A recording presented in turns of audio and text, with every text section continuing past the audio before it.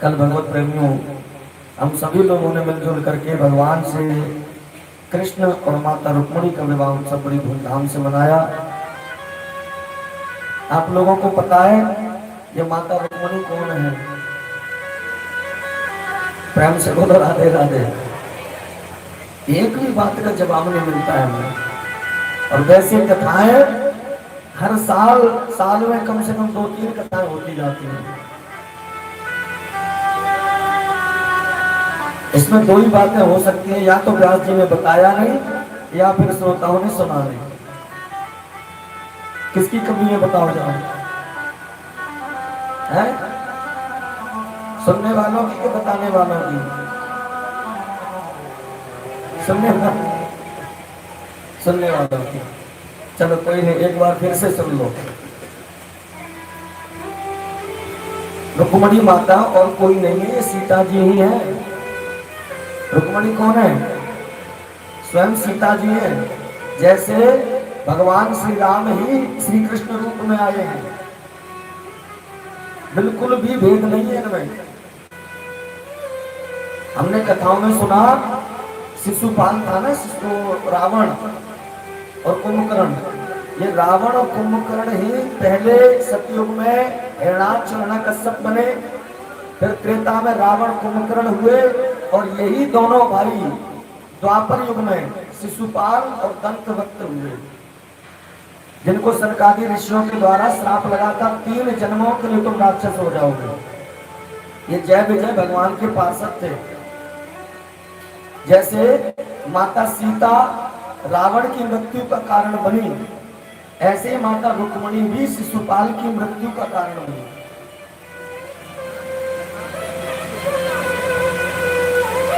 माता सीता महाराज जनक की पुत्री नहीं थी, ये तो हमने कथाओं में सुना।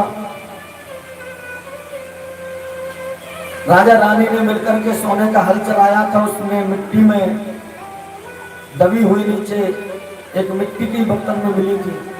ठीक ऐसे ही माता रुक्मिणी भी जब राजा भीष्मक स्नान कर रहे थे एक नदी में, तो उन्होंने कमल के पुष्प पर छोटी सी कन्या को, नवजात कन्या जिसने मानो अभी अभी जन्म लिया हो, वो उसको बहते हुए देखा था। तो महाराज ये वो कन्या, क्योंकि जैसे भगवान नारायण का अवतार होता है, वैसे माता लक्ष्मी जी का भी अवतार होता है।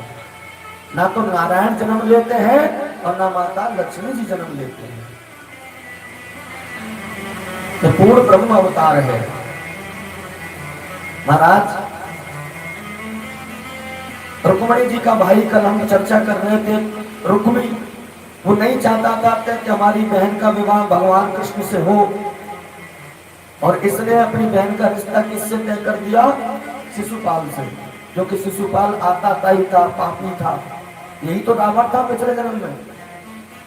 इधर महाराज बारात की तैयारियां चल रही थी, और इधर भगवान श्री कृष्ण के पास में माता रुक्मिणी ने, और सुनो ध्यान दे करके सुनना, माता पिता की सहमति से माता रुक्मिणी ने चिट्ठी लिखी है। क्योंकि भगवान श्री कृष्ण की उस समय धर्म की ध्वजा 10 दिशाओं में फहरा रही थी, और भीष्मक महाराज चाहते थे, महाराज और महारानी दोनों चाहते थे कि हमारी बिटिया का विवाह कृष्ण से हो, क्योंकि कृष्ण उस समय सबसे शक्तिशाली भी थे और पूर्ण ब्रह्म परमात्मा है, ये भी उनको ज्ञान था। लेकिन रुक्मी जो था बड़ा बेटा, इसके सामने उनकी चली नहीं। कहते हैं ना, इसलिए तो बार बार कहा जाता है कि बच्चों को संस्कार दो। आजकल के माता पिता बच्चों को कार घर ये देने में लगे हैं, लेकिन कार के चक्कर में संस्कार देना भूल जाते हैं। रुक्मी सिर चढ़ गया था, माता पिता कुछ कहते तो फिर क्रोध में आ जाता। तो महाराज अपने पुत्र के मानोवश में, इसलिए उसको मना नहीं कर सके। लेकिन वो ये भी तो नहीं चाहते थे कि हमारी बेटी रुक्मिणी का विवाह शिशुपाल से, पापी से हो।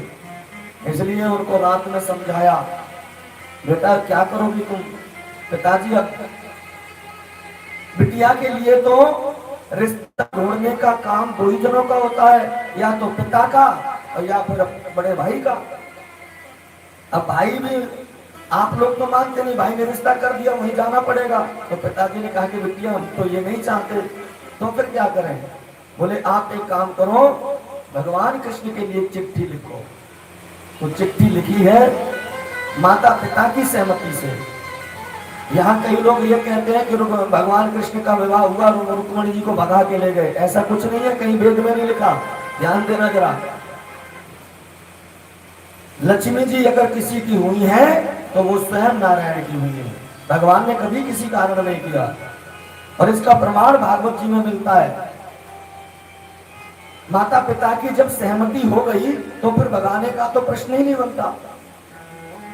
लेकिन रुक्मी से बचाना था, इसलिए भगवान कृष्ण उस चिट्ठी को पढ़ करके जब वापस कुंडलपुर के लिए आए, माता रुक्मणी गौरी का पूजन करने के लिए आई मंदिर में, जैसे माता सीता गई है धनुष यज्ञ से पहले। बाबा तुलसीदास जी ने लिखा भी है रामायण में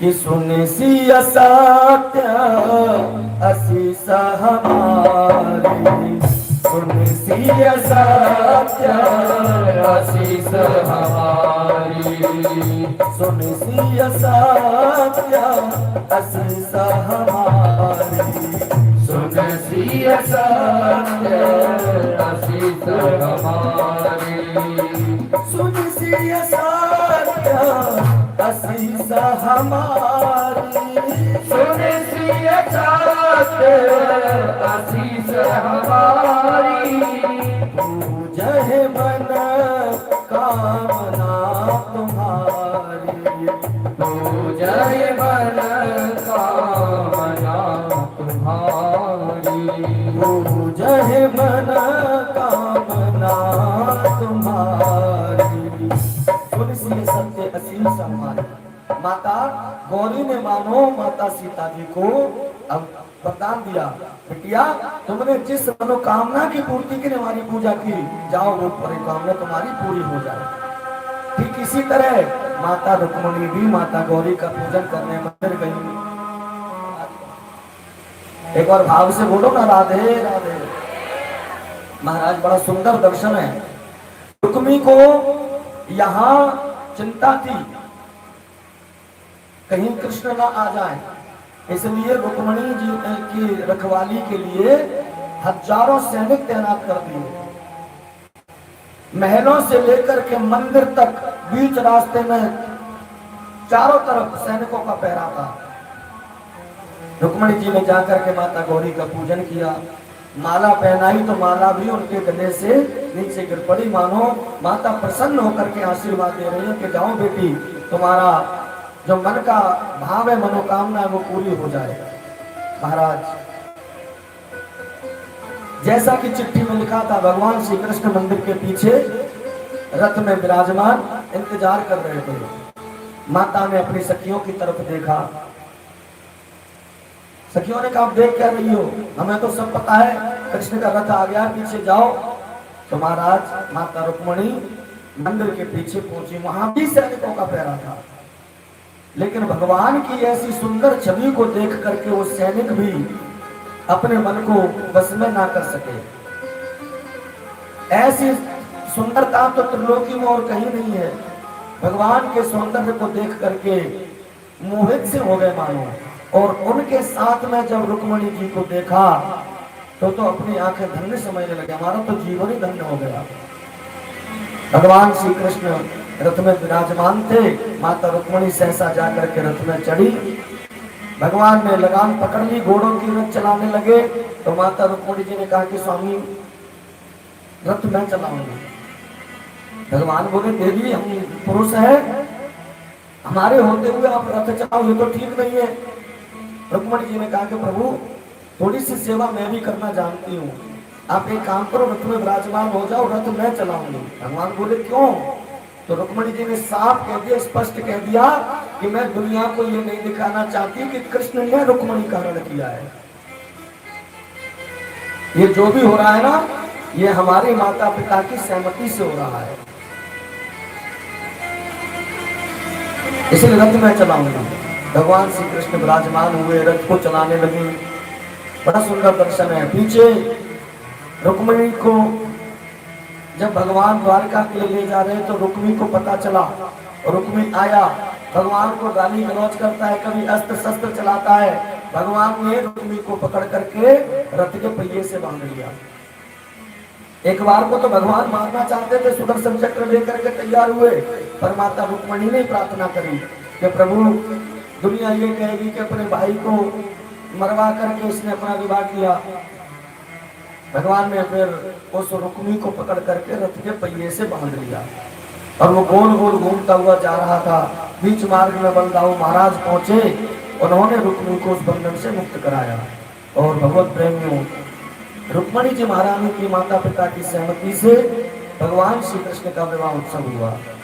प्रातः काल ब्रह्म मुहूर्त के वेला सुंदर विवाह संस्कार हुआ।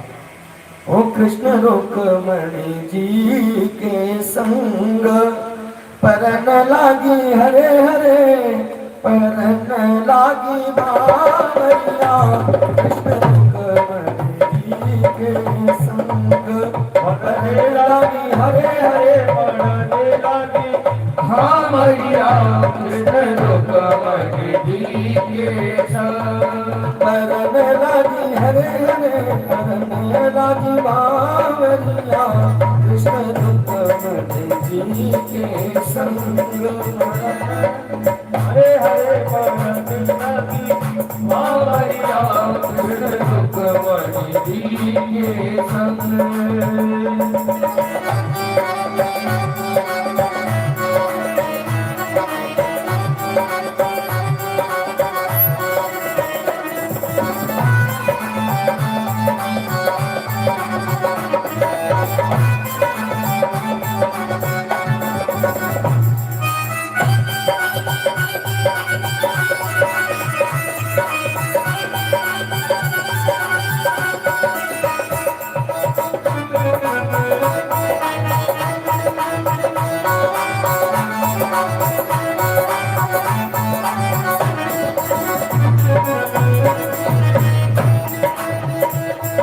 द्वारका नाथ बने हैं दूल्हा, रुक्मिणी बनी दुल्हनिया।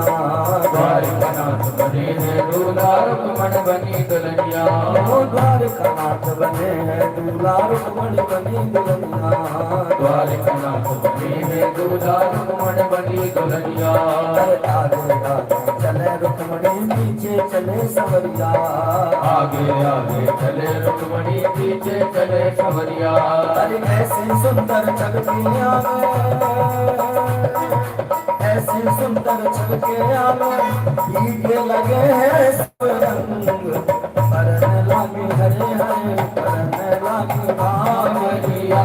कृष्ण रुक्मिणी जी के संग परन लागी हरे हरे, परन लागी बावरिया। कृष्ण रुक्मिणी जी के संग।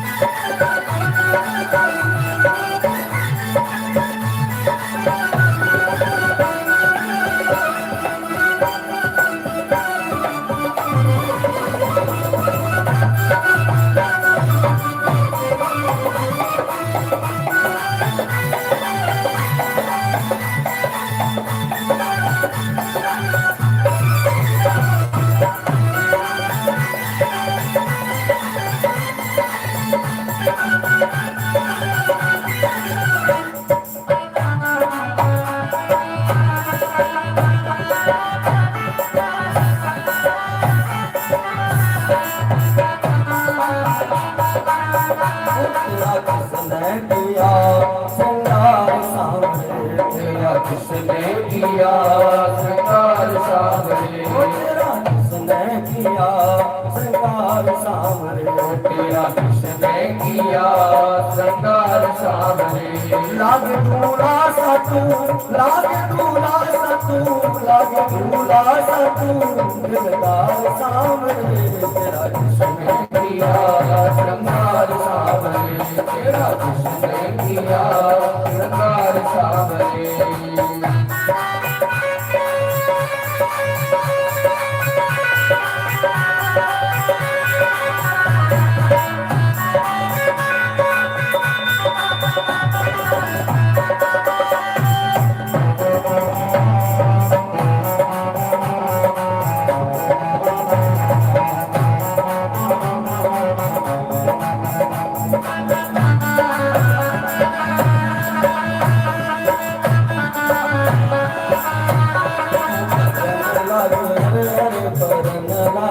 भावरिया कृष्ण रुक्मणी जी के संग पड़न लागी हरे हरे पड़न लागी भावरिया कृष्ण रुक्मणी जी के संग पड़न लागी भावरिया कृष्ण रुक्मणी जी के संग